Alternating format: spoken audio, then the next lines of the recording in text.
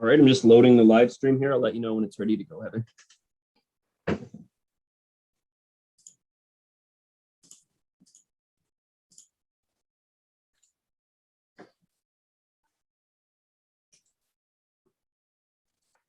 All right, you are good to proceed.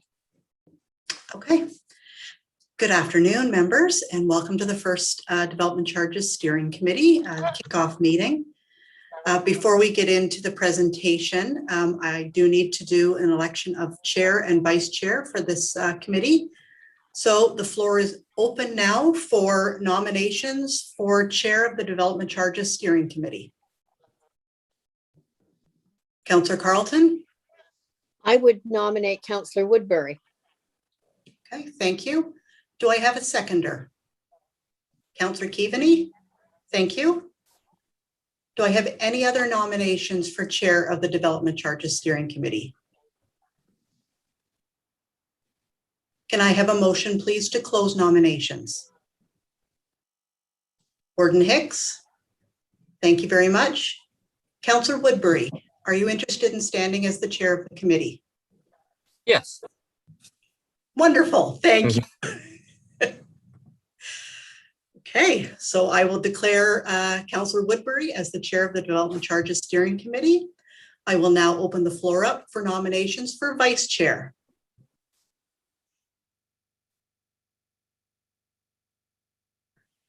Councillor Carlton? I would nominate Councillor Soever for vice chair.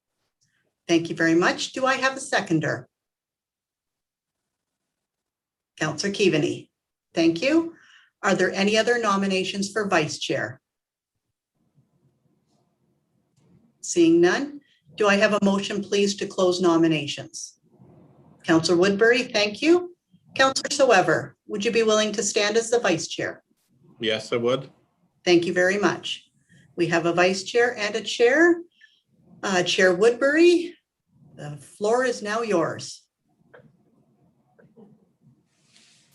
Thank you, I think. So now I'm going to have to really look, see where I have the agenda. Okay, so thanks everybody for being part of this committee. And going to be some interesting stuff, I think. So are there any, if there's any declarations of interest, you can declare now or at any time through the meeting. And we'll might as well move right on to the presentation from Hempson Consulting. Not sure who's going to. I will do. Randy. I will do an introduction and then turn it over to Hempson. So good afternoon, everyone.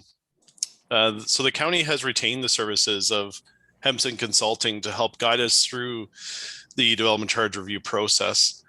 And Hempson has been involved in previous development charge reviews with the county and therefore has great knowledge and understanding of the county as a whole. They've also been involved in the growth study update, and that growth information will be important for the development charges update, which we'll get into probably in future discussions with the steering committee. Hempson has been great to work with over the years. They've always made themselves available for any development charge related questions. I know Kevin and myself have always reached out to them, and they've always been great to respond to those questions. And so we've greatly appreciated their help and support over the years with respect to this development charges world, because it can be somewhat complex in terms of understanding it. And it's something that I know through discussions with Kevin and myself, we're always constantly learning with respect to development charges, and Hempson has always been there to support us, which is fantastic. So with us today is Rachel, Courtney, and Stefan from Hempson, and they will be going through a presentation that was set out in advance.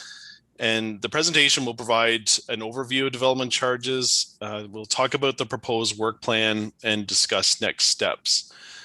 So with that, I'll turn it over to, I believe, Stefan, who will be going through the presentation. Yes, thank you, Randy. And can everyone hear me? There's nodding of heads, that's great. Well, yep. Thank you very much, Randy. And thank you, Councillor Woodbury and members of this committee. My name is Stefan Cetrinovic, and I'm an associate partner at Hempson Consulting, and we do a lot of development charge work, and have done so for the county for many, many years. The county's first development charges bylaw was passed in 2006, and that was my first year at Hempson, and it was one of my first ever assignments. So this has been of long-standing interest to me as to how you've gone about doing things, and we're very, very pleased to be back here updating your bylaw and your background study this time around. I have Rachel Battaglia on the line, but Courtney King is not going to be with us this afternoon. But Rachel and I will be doing the vast majority of the technical background work for this particular study. And Rachel's also in charge of flipping the slide. So if we can go to the next one, please. Great, thank you. So Randy and Kevin had asked me today to provide a little bit of a sort of a development charges 101 backgrounder, and I apologize for those members of the committee who've done this before. Some of the next few slides will be sort of fairly straightforward and obvious to you, but we thought it would be best to just make sure that everyone was on the same page as far as what we're dealing with when we talk about development charges. And in particular, you know, things are somewhat different from the last time round. As I'm sure you're all aware, there's been a lot of legislative proposals that have been made by the provincial government in recent years relating to municipal finance, and in particular to development charges. And not just proposals, but reproposals and reproposals after that. And so it's been a rather confusing time for a lot of us, even those of us who are sort of following it very closely. And I want to just touch on where we're at with those recent legislative amendments and what it means for the county and for this particular background study. But ultimately, I'd like to focus in on how the county goes about imposing development charges, what they are, and what they're used to pay for here in Gray. And we'll also have a look at how the charges that you impose sort of stack up against other county jurisdictions, particularly the ones sort of that are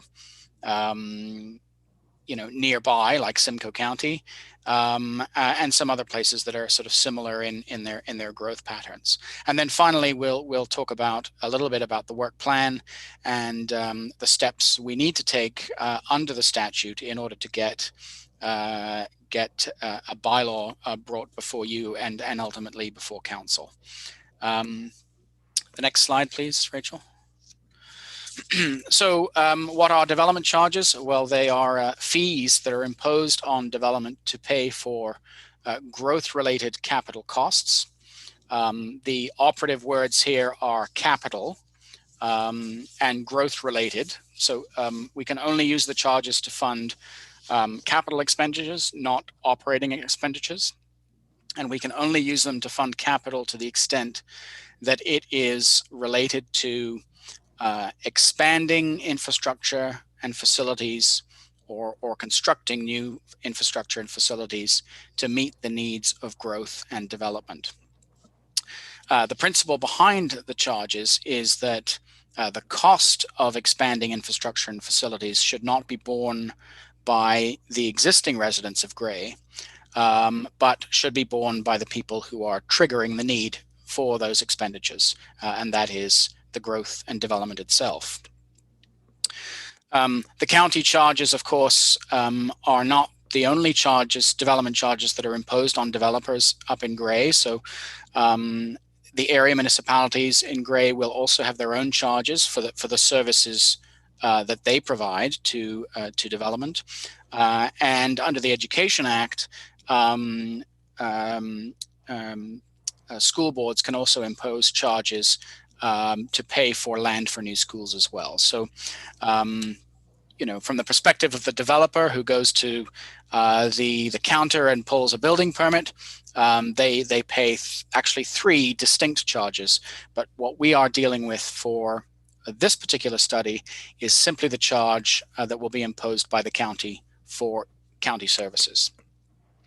I just want to spend a few minutes describing how development charges sort of fits into the broader scheme of infrastructure funding that municipalities rely on.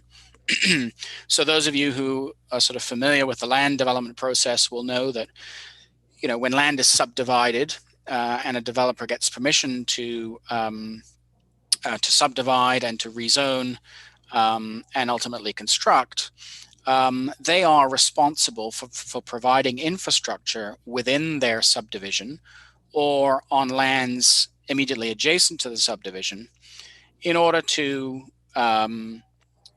bring the subdivision into the urban network and the network of municipal services. And those contributions are made through subdivision agreements and other types of agreements. And they, would sort of pay for internal roadways and sidewalks and street lights and local parks and that sort of thing, turning lanes off the main highway into the subdivision, that sort of thing. Development charges does not deal with that particular world of what we refer to as local services. The infrastructure and facilities that we're funding through the development charges framework have a much broader benefit to the community that extends well beyond one subdivision and can relate to, a settlement area, a municipality, or more often than not, in the case of county services, the broader county as a whole. And development charges also only pay for the initial capital investment of that infrastructure. So, the vast majority of your capital budget will be devoted to maintaining your existing capital assets in a state of good repair. So the regular maintenance costs, repair costs, rehabilitation costs, and ultimately, setting aside funds to pay for the replacement of infrastructure at the end of its life cycle. All of those so-called life cycle costs are paid for outside of the development charge framework. That's your property tax that's going to be shouldering the majority of those particular costs. If we can go to the next slide, please. So when we look at the revenue tools that are available to municipalities to pay for growth-related capital, certainly development charges are front and center. They've been around for many decades, and there's been dedicated legislation in Ontario that regulating how these charges are to be imposed since 1989. As I say, they're used to fund the initial round of capital infrastructure, and they can only be imposed for certain services. And we'll get into the kinds of services that would be applicable in gray in a couple of slides' time. There are a few services that were eligible the last time we did this back in 2016 that are now ineligible, but none of these are, I believe, directly related to the county services. So municipal parking, municipal cemeteries, and municipal airports are now ineligible for DC funding, but that doesn't really concern us for this particular study. And I guess the other main change that's arisen out of the legislative amendments that were passed in September of last year is that previously there were certain services for which we could only fund a portion of growth-related capital, and the so-called soft services or discounted services, and that discount on those services has now been removed. And so there are many services for which a county imposes a development charge for which we can now use DCs to pay for the full 100% growth-related capital costs. So that's a win for many municipalities, certainly in my view. There are two other revenue streams that municipalities can rely on to pay for growth-related capital. I'll just deal with the right-hand column first. So there's long-standing provisions under the Planning Act, which allow municipalities to secure either by way of the dedication of land at specific rates, or payments, cash payments in lieu of the dedication of land, that can be used for public parkland use. And the so-called Section 42 or parkland acquisition provisions of the Planning Act were set to undergo some changes by the government, and those changes have been rolled back so that the final version of the legislation that was passed last year actually keeps intact, for the most part, the old rates for securing parkland by municipalities. But what's really new, if we look in the middle of the page here, the middle column there, is this new authority under Section 37 of the Planning Act for municipalities to impose community benefits charges. These can be used to pay for, like DCs, they can be used to pay for the initial capital cost of infrastructure. The legislation is designed to allow a fair amount of overlap between the CBC and the DC revenue streams. But they can only be charged by local municipalities, so we won't be dealing with them at the county level. But I did want to make you aware that they exist, that your local municipalities may well be exploring them. There are limitations on how they can be used, so they can only be imposed on mid-rise and high-rise apartment buildings. And they are capped at 4% of the site value for any particular community benefits charge that's payable. One of the committee members has his hand up, and I'm happy to answer questions as we move forward, but I'll leave it to the chair to make decisions about that. Sure, you could. That's whichever way works for you best. Councillor Soever. Yes. On the parkland acquisition, it says it's 5%, and I know we've had the discussion here that under the Planning Act, the maximum you can ask for 5%. But I see on your presentation, there's an alternative higher rate may apply based on units per hectare. And actually, that's what we do have in our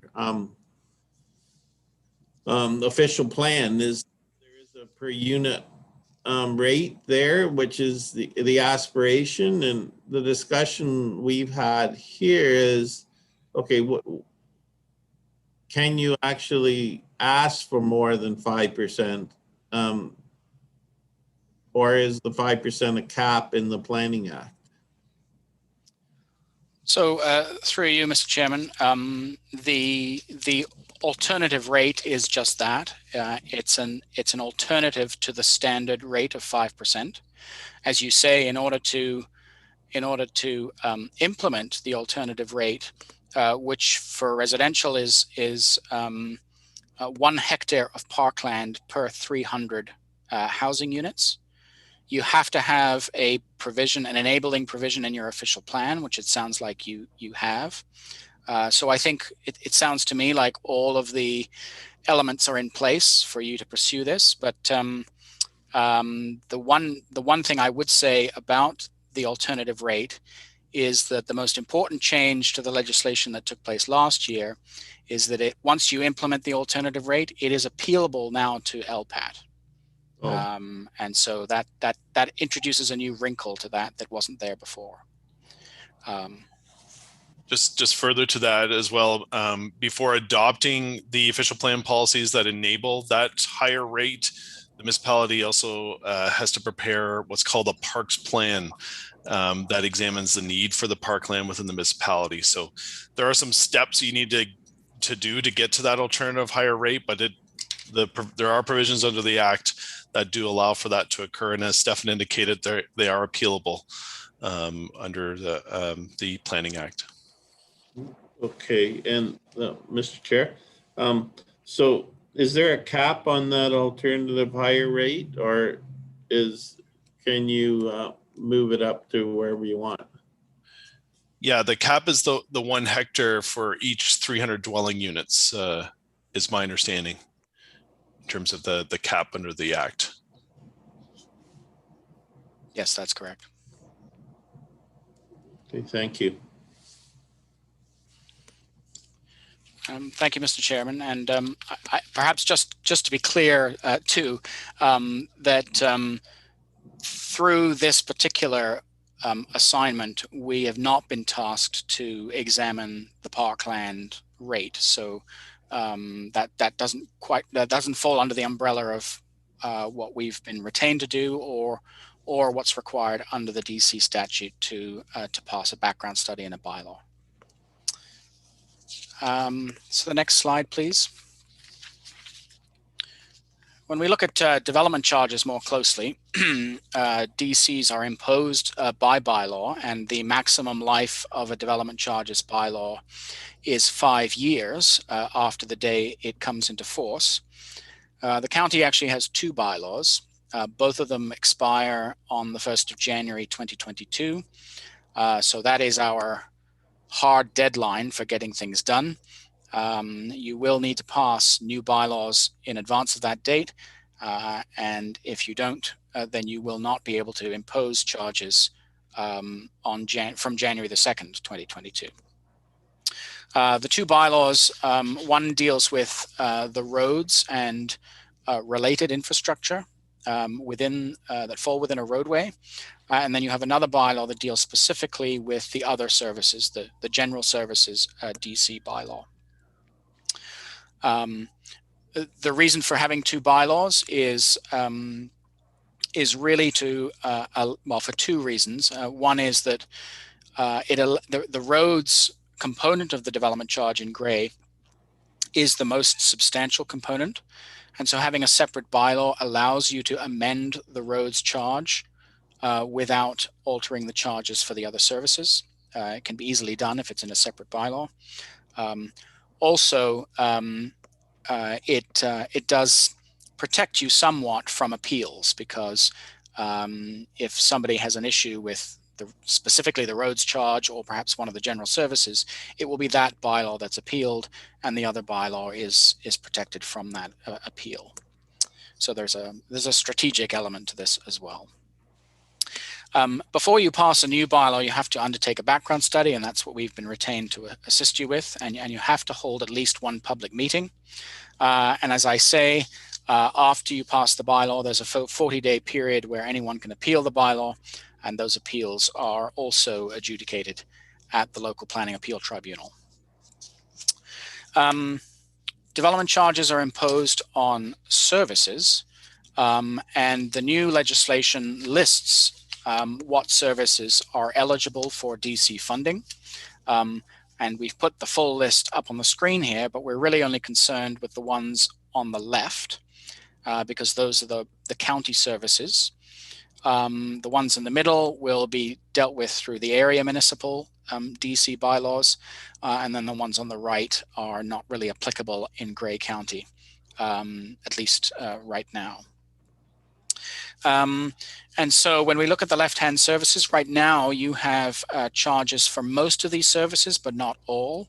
And we've been having discussions with your staff all day yesterday and this morning about, which services would be appropriate to look at for imposing a charge. As I say, certainly services related to a highway, that's your roads and public works facilities. Land ambulance, you have a charge.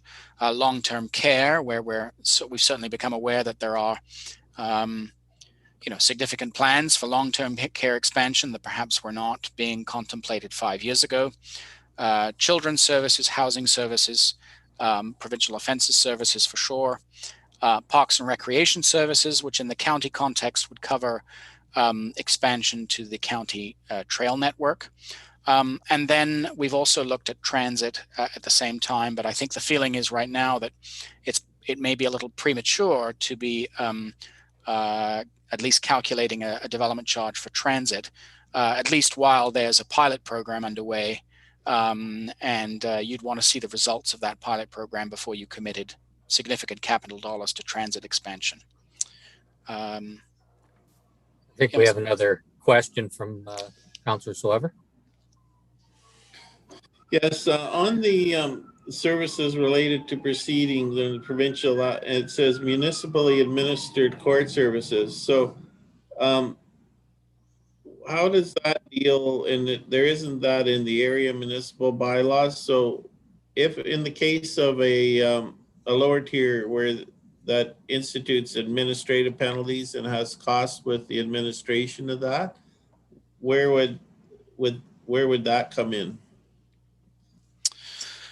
And what is municipal? Well, I guess my question is, what does municipally administered court services cover?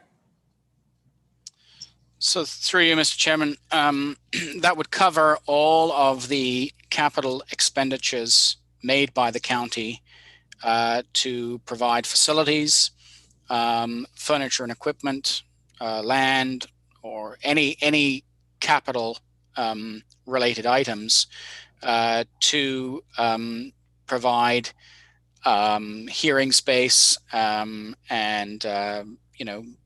legal support to proceedings under the Provincial Offences Act that the county is responsible for.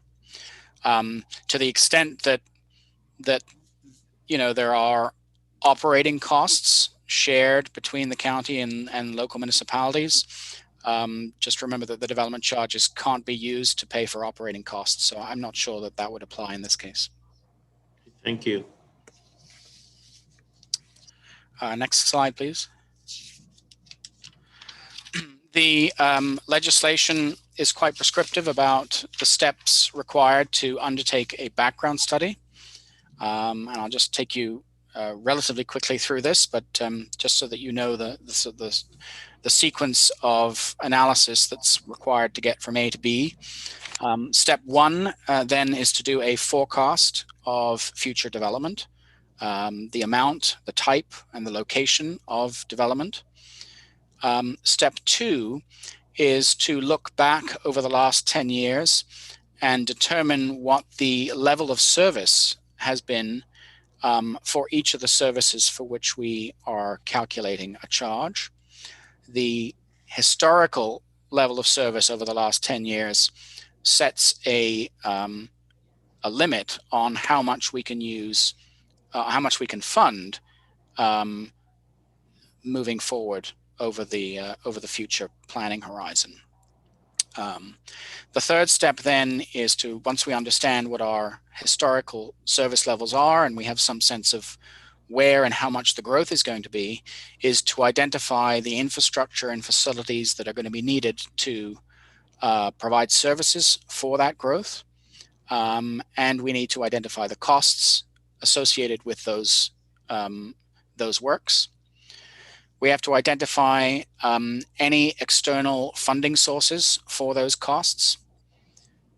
We have to identify any portion of those costs that are going to benefit the people who are already living here in Gray.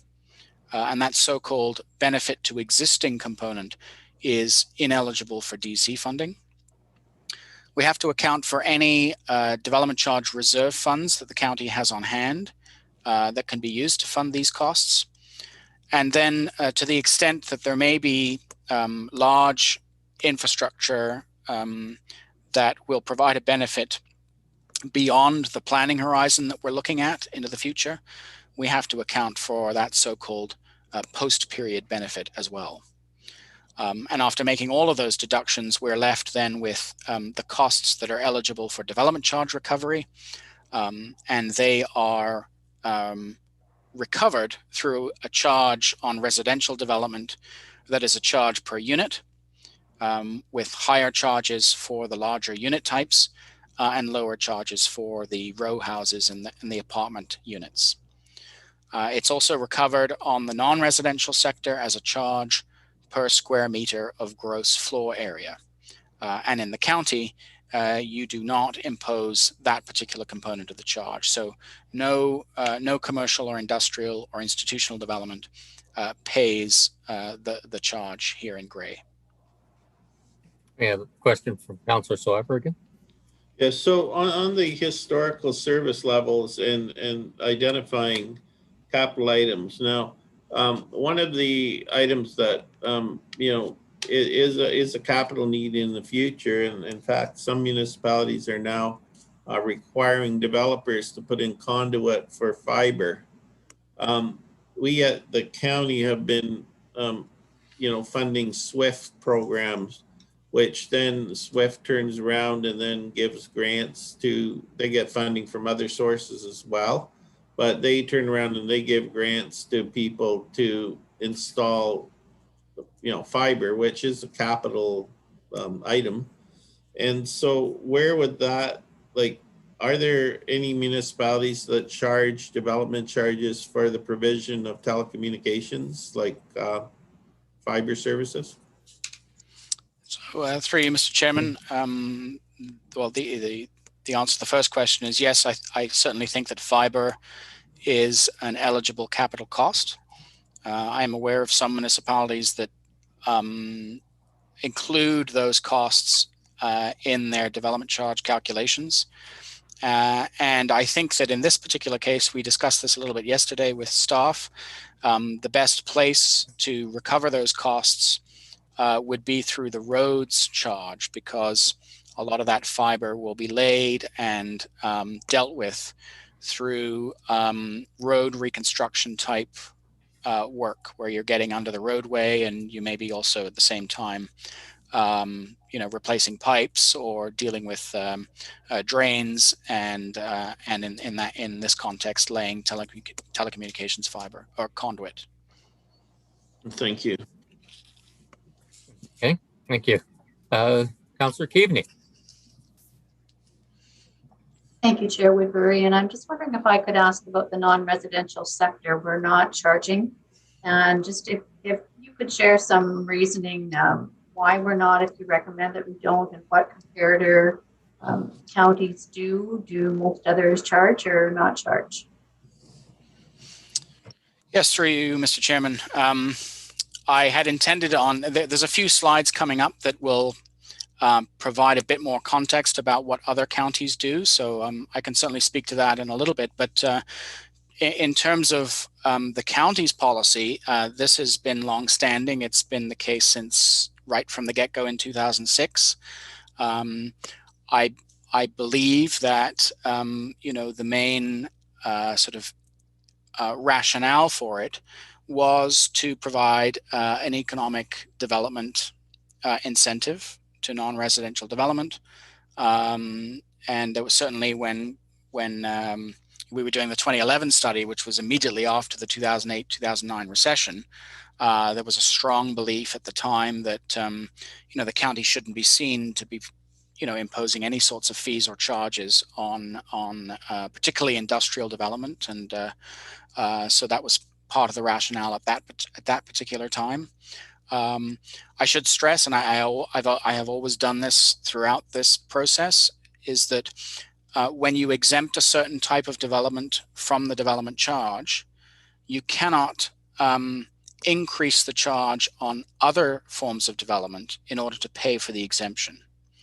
So the funding of the exemption comes from the property tax base, the existing residents. It doesn't come from other developers.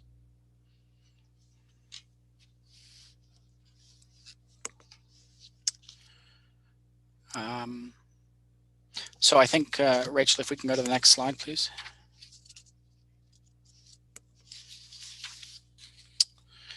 One element of the background study that will involve this committee will be the requirement that the background study consider the use of area-specific development charges.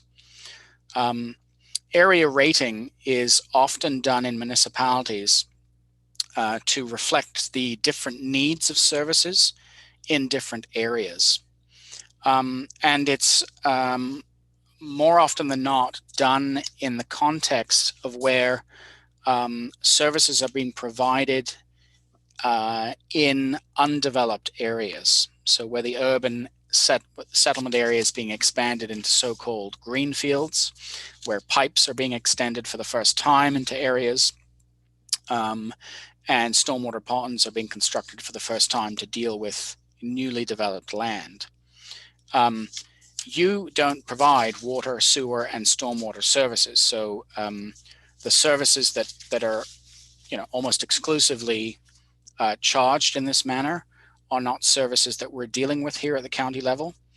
And when you look at the county services, it's very difficult to really sort of delineate an area which benefits exclusively from certainly provincial offenses or housing or children's services. But even when we look at the roads, to the extent that particularly with county roads, these are network improvements. And it's very difficult to sit down on a map and draw a line around the benefiting area associated with one particular road segment. So it's practically unheard of in Ontario to have area-specific charges for roads and for the county services. And certainly my recommendation would be that you continue to adopt a county-wide approach for the services that you deliver. But we are required to consider it. And that's why I'm raising it today. And at some point during this process, I would expect that we will be bringing a resolution to this committee to determine, which way forward you'd like to proceed. Councillor Soever? Yes, thank you. Thank you, Mr. Chair. So if you do go down this road and you get a different development charge because the service is different, or the need for the service is different, do you not then run the risk of having that service being a special service and then having to delve into the issue of special area services in terms of your taxation? Well, through you, Mr. Chair. I think it's an excellent question. I don't think there's a requirement to do it, but I'm sure that it begs the question. There are a lot of jurisdictions that have area-specific charges that don't have special areas for taxes. So that it's certainly not required in that respect. Okay, I was just wondering how that in relationship is. Thank you. I think the next slide, please. The current charge in Grey County, the residential charge, if we look on the right here, you'll see it's a charge of $7,500 per single or semi-detached dwelling unit, and a $5,200 charge for a townhouse, and a $4,400 charge for an apartment unit.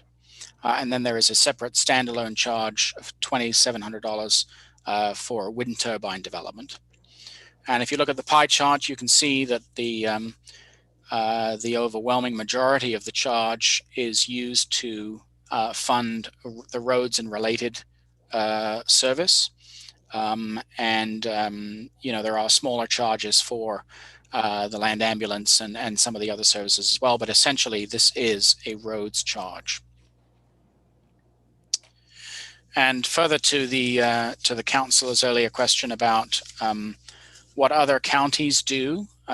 So we've got a couple of slides here just showing you what other county jurisdictions charge for. And you can see, the Grey charge is more or less in the middle of the pack here. Simcoe is higher, but Simcoe is also growing rapidly and has some quite significant infrastructure requirements in order to meet the demands of that growth, particularly on the road side. So that charge is about $10,000 a unit.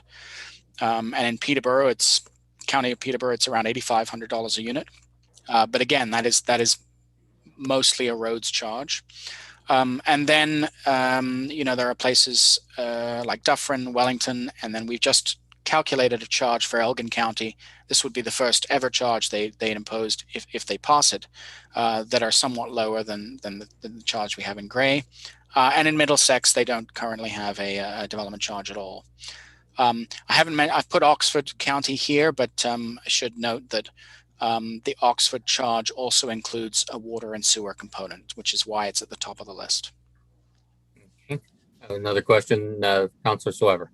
Yes, so looking at these comparisons, of course, there are different levels of service in different counties. Like, for instance, Simcoe does waste disposal, and then other counties do countywide policing and things like that. So are these numbers, these are just raw numbers, right? There's been no adjustment made to compare the service levels. Through you, Mr. Chairman, you're absolutely right, Councillor. I mean, this does not account for levels of service, we've tried to, make sure we're comparing jurisdictions that have a similar range of services that are provided, but levels of service this does not pick up. And you rightly point out that, that would, it'd be rather difficult to do in this type of comparison. So certainly take this kind of thing with a grain of salt. It's for comparative high-level purposes. Nor indeed does this comparison show you what the impact is on the individual developer. Because remember, the developer is paying not just the county charge, but also the area municipal charge and the education charge. So we shouldn't be using this to assess the impact on the developer in any given jurisdiction. But we can certainly provide that sort of information as we move through this process. The next slide then will show you the same comparison with the same comparators for development charges on commercial development. And again, Grey and Middlesex do not currently have a charge, but most of the others do. And Simcoe again leads the way with a $38 per square meter charge. And on the industrial side, we find that there are more municipalities that will exempt industrial development outright. So Grey is certainly not unusual in that particular respect. But again, in Simcoe, Wellington, Dufferin, Elgin, they do either have a charge or are considering a charge for industrial development. I just wanted to go through the steps towards passing a bylaw. So the background study itself has to be released to the public 60 days prior to passing the bylaw. And so if we think about December being a time when we would bring a bylaw to a county council, then the background study would have to be released sort of the first week of October, ideally. And we would probably aim to have a public meeting in November. And there are certain notification requirements for that public meeting, including releasing a draft version of the bylaw 2 weeks in advance of the public meeting. So that would probably be released after the background study, but certainly before the public meeting. And we would want to make sure that we left a sufficient time between the public meeting and bringing the bylaw forward to respond to any submissions that we received at the public meeting and making any amendments to the bylaw that would be required. And then after the bylaw is passed, there are also notification requirements as well. And like I said, there's an appeal period and some other administrative matters that we have to do. But those would be in the new year of 2022. I just wanted to then take you through some of the key provisions of the bylaw. And so, when we think of this process as a whole, we can think of it in two sort of sections. The first section will be the technical analysis associated with the background study. And that is underway. And as I say, we've met with staff over the last couple of days to start gathering data and examining how that technical analysis is going to be done. And then the second part of this is, once we know what the maximum charges could be imposed, is then to work with you to establish what the most appropriate charges are, who should pay for them and who should not pay for them, and the other kinds of policy matters that go into crafting a bylaw. And so wanted to just start this discussion by laying out for you what's in the current bylaw. So, I mean, there are exemptions from the payment of DCs that are statutory. School boards and municipalities don't pay DCs on any of their buildings. Industrial development does not pay a development charge on any expansion to an industrial building, provided it's below 50% of the size of the original building. And there are also statutory exemptions for secondary units in residential buildings, whether those units are attached to existing buildings and whether they're newly constructed or pre-existing. And some of those changes are new. They're arising from the legislation passed last year. And then on top of the statutory exemptions, there are exemptions that the county imposes off its own bat. And so public hospitals are exempt, institutional church uses, agricultural uses, farm buildings, accommodation for seasonal or temporary agricultural laborers, the commercial industrial uses we've discussed. And then, as you're aware, I'm sure, there was a suite of exemptions that were proposed and passed by council very recently, dealing with purpose-built rental and nonprofit housing in the county.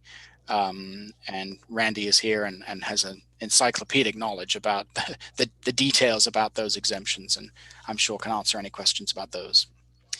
The next slide then, please. Other provisions in the bylaw is that there are provisions to ensure that the development charges are indexed to keep pace with the rising costs of construction. And the indexing is done annually on January the 1st. There are provisions in the bylaw to deal with situations where redevelopment occurs on an existing site. So where a house, for example, is demolished, provided you rebuild within 5 years on the same site, you're exempt from payment of the development charge. I mentioned right from the get-go that local services internal to a subdivision are not funded through development charges, and we're going to be developing local service guidelines for the roads service in this background study to just lay out for everybody, particularly developers, what they will be responsible for when they subdivide, and what they can expect to pay for when they pay a development charge. So there's a bit of transparency brought to what falls in and out of a local service. And then there are also provisions in the bylaw that enable specific provisions in the Act, one of which is that allows the county to strike agreements with developers to alter the timing of the payment of the development charge. And I know this is a provision that will come into play in some of the new exemptions and discounts that you recently approved. And we have a question from Warden Hicks. Go ahead. Thank you, Mr. Chair. I'm back at slide 14, and I apologize for that. But on slide 14, at the very bottom, it talked about the pamphlet, the DC pamphlet. Yeah, I think it's slide 13, maybe. Yeah, on mine it said 14, but nevertheless, you know, there we are, the DC pamphlet. Is that statutorily mandated? Yes, through you, Mr. Chairman, it is. Although it doesn't need to be a printed pamphlet, it can be on the website. So it's really website content about what the charge is imposed for, and the areas to which the charge applies and some of the exemptions. And so it's a sort of summary of the bylaw policies that you have to make available to the public. Right. And I'm assuming the 60 days is to allow the 40-day appeal period, and then some time for you to put together the pamphlet based on whatever the outcome of the appeal is. Through you, Mr. Chairman, I'm not sure that there is a direct relationship between those two periods, because I'm not sure that not sure you'd be able to resolve an appeal, certainly in the current context, within the 20 days between the 40 and the 60. So I'm not sure that there's actually a link there, but it's a good point. I would assume that if you were printing, you wouldn't want to go through the expense, I suppose, of producing a pamphlet, knowing that there was still an appeal that might impact what you print. Oh yes, no, you're right in that respect. Yes, I understand. Yeah, absolutely. Thank you. That's it.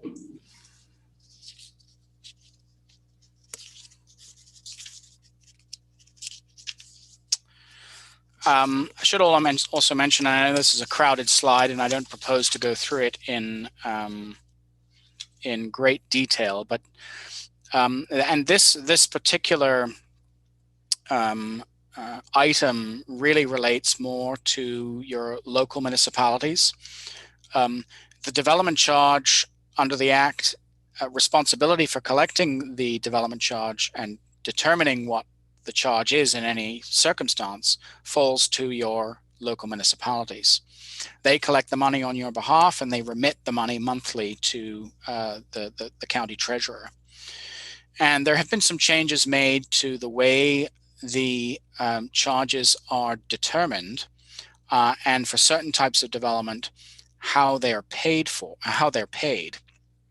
And so as of last year, up until last year, the default timing of payment was the date at which the building permit was issued. Someone would come in, get their building permit issued, and they would pay their development charge. And the charge that was owing was whatever the charge was on that particular date. The new legislation freezes the charge that will be payable based on the date at which a developer secures an approval for their rezoning or for their site plan application. And provided they secure a building permit within 2 years of that approval, they will pay the charge that is backdated to that approval. So the charge stays frozen for a period of time. The purpose of introducing that was to, in the government's words, provide a bit more certainty to developers as to what they were going to pay in development charges when they actually came around to paying it. And that certainty would be obviously when they secured their approval to develop. The issue with that is that the legislation also allows municipalities to charge interest on the frozen payment. And so I believe that part of what your recent approvals was to approve an interest rate for those freezes.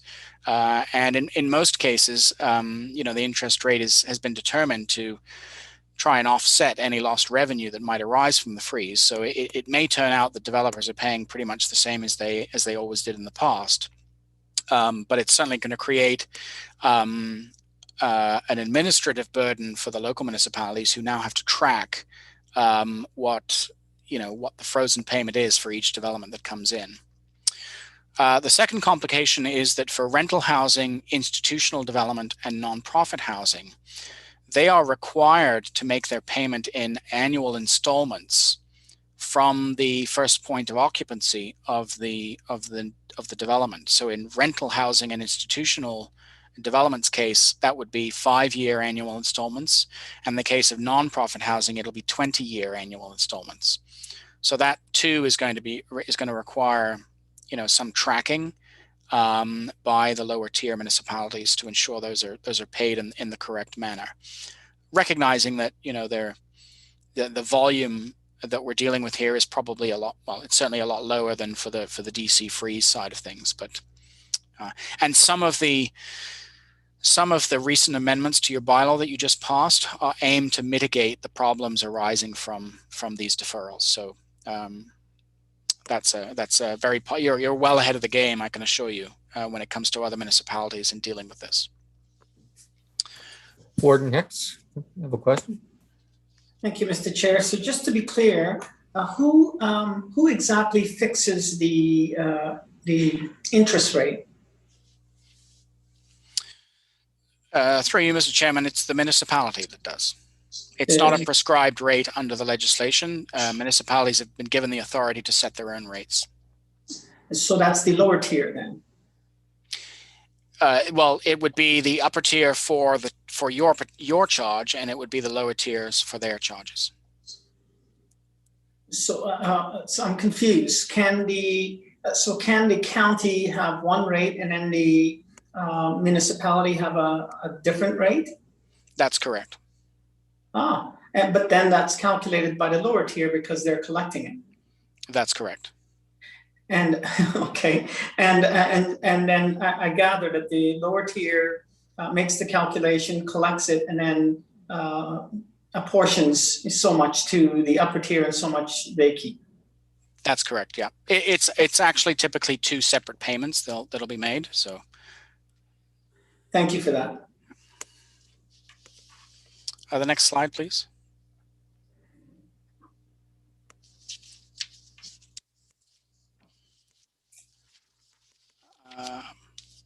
Rachel, can we go to the next slide?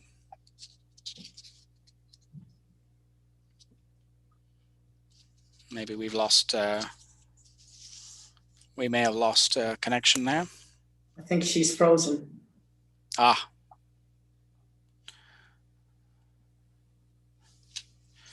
Well, I think the next slide is pure text, so I'm going to speak to it.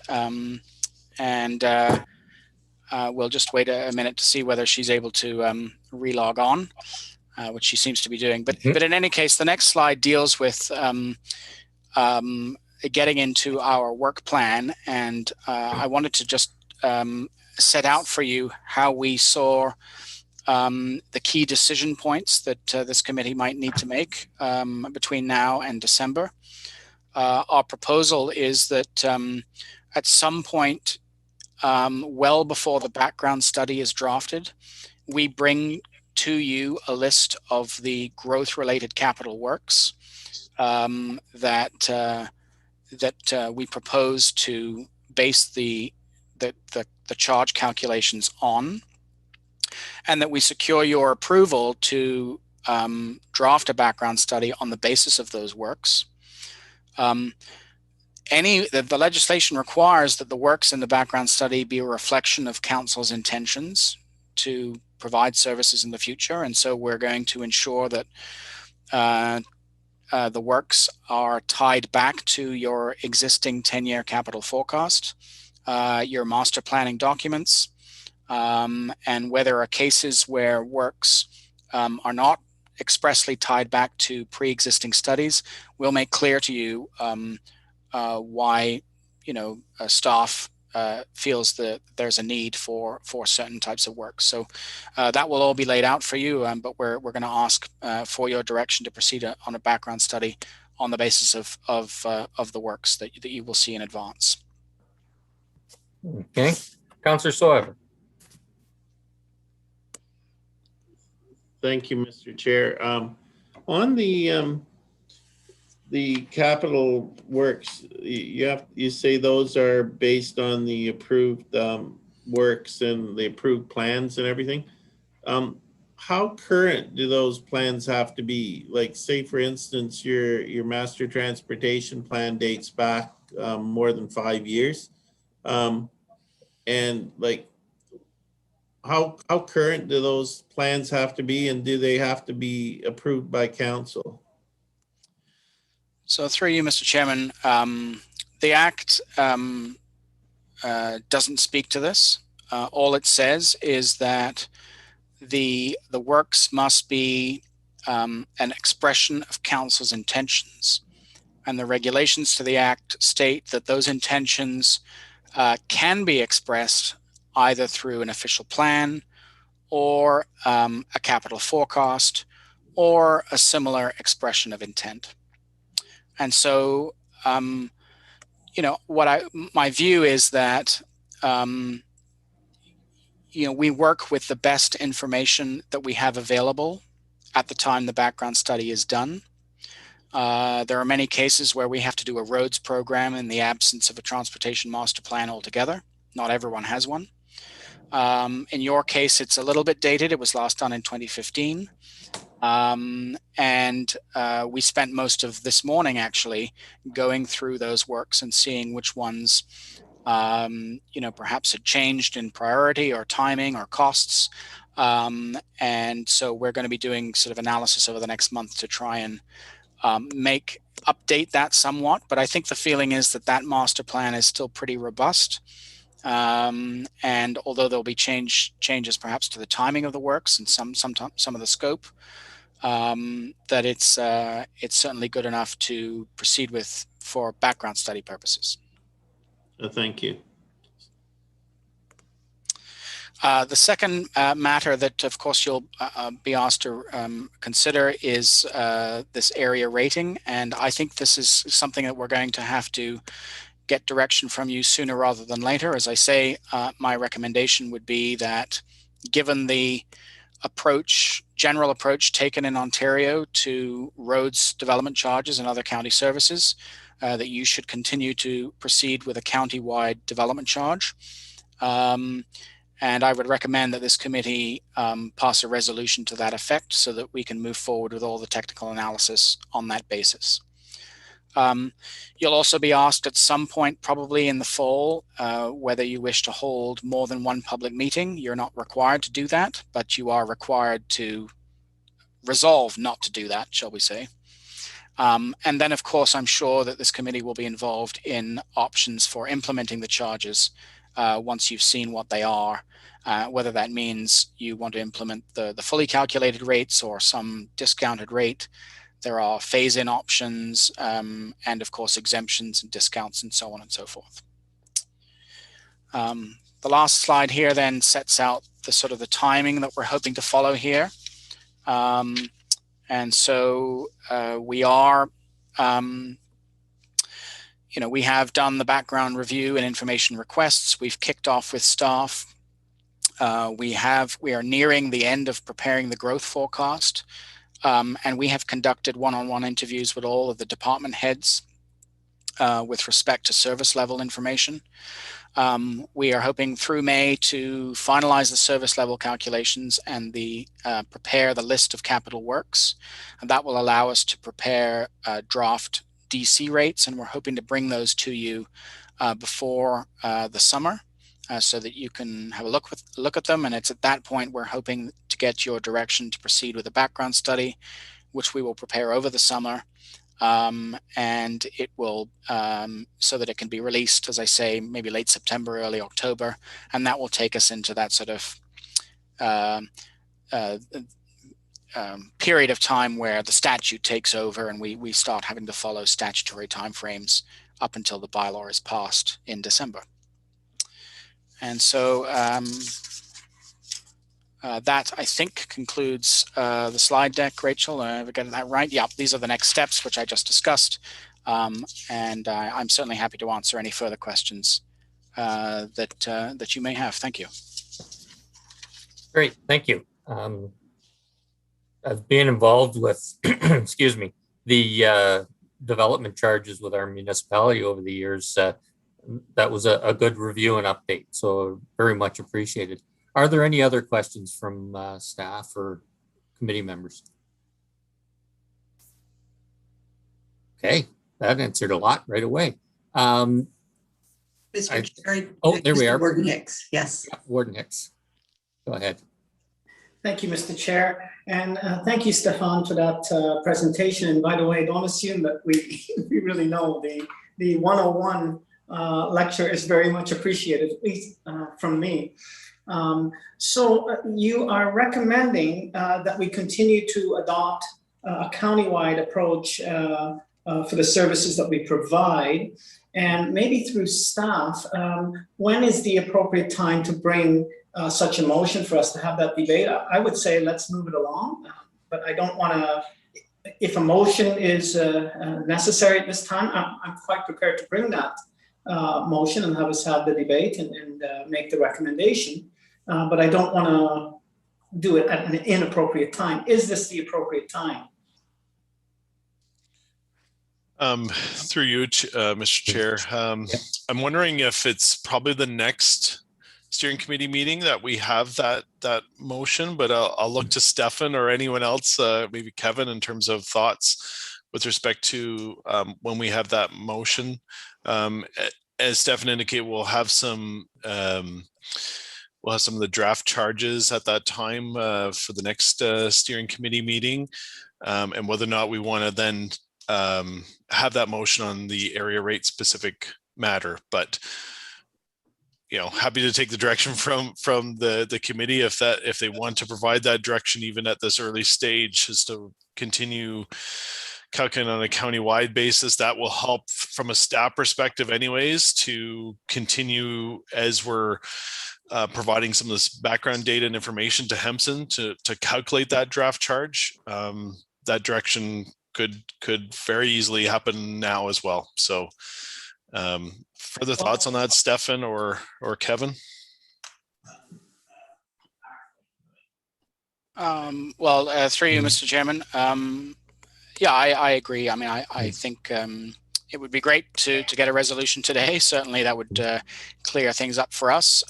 But as Randy said, it won't affect our timelines if we can secure that resolution in the next time we meet. And we may well have additional technical information that could help answer questions if there are any about it. Sure. So I guess what I'm saying is I'm hearing that it's the recommendation of the consultant. I'm assuming it's also the recommendation of staff. I would say let's get on with it. It's what we're doing currently. It's just really a motion that says we are prepared to adopt continuing what we're currently doing.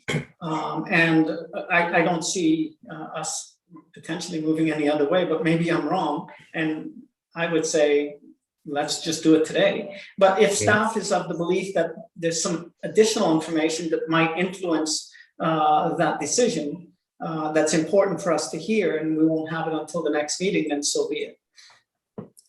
I think I'd like to get kind of Heather's take on it too, of whether procedurally it's in order.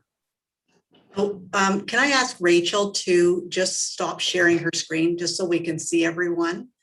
That would be terrific if the slide presentation is done. Thank you. And I will actually look to Randy or Kevin, but I don't see Kevin here. Yeah, he's here. Yeah, he's here. Oh, there he is. Yeah, thank you. As to whether additional information would be helpful to the committee in the next staff report. And I know we're going to be looking at another meeting within the next probably month or so at the latest, whether the background information would be able to provide the committee members with a bit more background information, and the report then would include a staff resolution as well. I guess I'll start. I think the discussions that we've had, as Stefan indicated, we've met with all the various departments yesterday and today. At this stage, there's nothing that's indicating that we would differ from previous how we've dealt with the area rate charge. There's no specific projects or initiatives that we flag that would, I think, trigger a service that would be area specific, for example. So I think the way, based on those even preliminary discussions, I don't anticipate any recommendation from a staff perspective anyways that would differ from what the consultant is recommending in terms of keeping it a county-wide specific area rate charge. Thinking back on what I said earlier in terms of coming forward at the next meeting, this, if a motion was passed today, it would definitely help to provide some, I guess, guidance and direction even at this early stage to staff when we're gathering the data and information and thinking about some of those capital projects that we'll obviously having some further discussions with this committee on as well. But it may help to provide that background information and guidance early in the process. So I'm thinking it may be helpful and beneficial to have it in an early stage. But Kevin, I don't know if you have any thoughts. No, but I was going to actually turn to Heather as well. When we didn't have a motion or a report here with that in it, is there any concern? That's all. So, So through you, Mr. Chair, coming from the presentation today, there's certainly an opportunity for a motion to be presented. I love doing them on the fly. So, so we can, if that is the wish of the committee, we can certainly do that to move the business of this committee forward, to bring it to the next committee. It's up to the committee what they wish to do. I need a little bit more wording, and I'll work with Monica on that resolution. I can certainly help, Madam Clerk. I think if I'm reading properly, it would be this steering committee making a recommendation to council. So there's still an opportunity for council to adopt or not adopt the recommendation of this committee. So really today's motion, if I'm reading it properly, and maybe I will bring a motion and we can see if there's a seconder, and just let's move on with it. So my motion will be that this committee recommends that the County of Grey continue to adopt a county-wide approach for the services we provide. And I'll leave it there. So that the County of Grey continue to adopt a county-wide approach for the services we provide.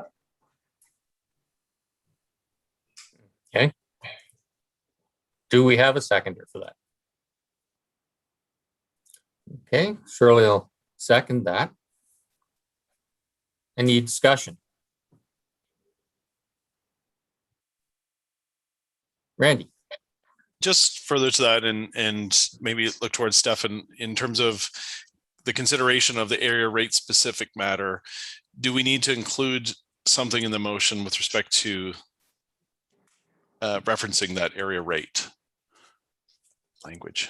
Yeah, so through you, Mr. Chairman, I was just sort of noting down, it may be better, Mr. Warden, to just add to your motion by a preamble saying pursuant to section 10 brackets 2 C.1,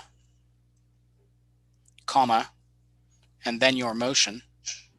And just make sure that your motions, that the County of Grey continue to impose development charges. Right, and so at the end, it would say pursuant to section 10 sub 2 C.1. Yes, of the Development Charges Act. And then that still allows us to deal separately, I'm assuming, with the, I'm forgetting the word, the area. What is the word that I'm looking for, Randy? It's area rate specific, and that is the section that's dealing with the area rate specific matter. So basically, this direction would be to we're not considering an area rate specific charge. We're looking at it as on a county-wide basis. Excellent. Yes, thank you. Okay. Good. Okay, any other discussion?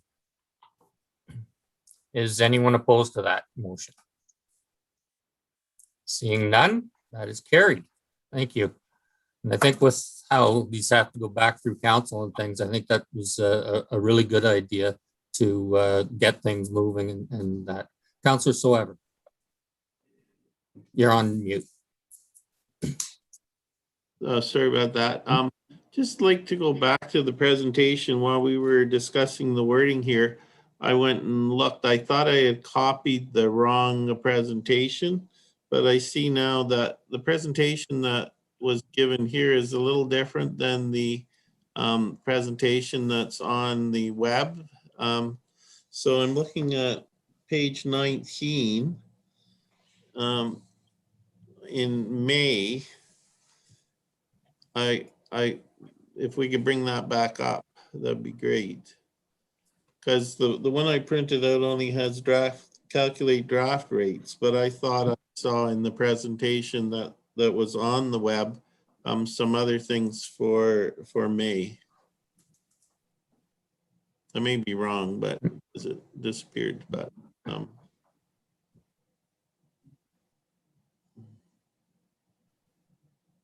Yeah, so in May, it says finalize service levels and capital program. And yeah, so this chart is different, quite different than the one that we have from the web. So I'm wondering if we could maybe get the updated one, just so we have that. Yep. Good idea. For sure. We'll update the one in the council portal and on the website. Okay, thank you. Great. Okay, any other questions? All right, we'll go back to the agenda now. We've covered next steps, I believe. Other business.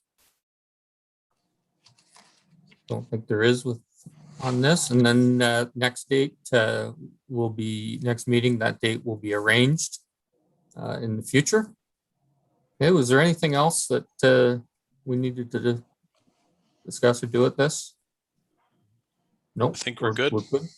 Great, thank you. Just need motion for adjournment then. Okay, moved by Sue, seconded by LR. Okay, and anyone opposed? So never get a hand for that. One of these times at council, I'm going to ask for a recorded vote. So keep an eye on me, Heather. Shaking her head. If you line up enough people, we can actually defeat the motion. That's a good idea. I like that. No, please. Then what? Thank you, everybody. I think Thanks. we moved things along, so that's good. Thanks, everybody.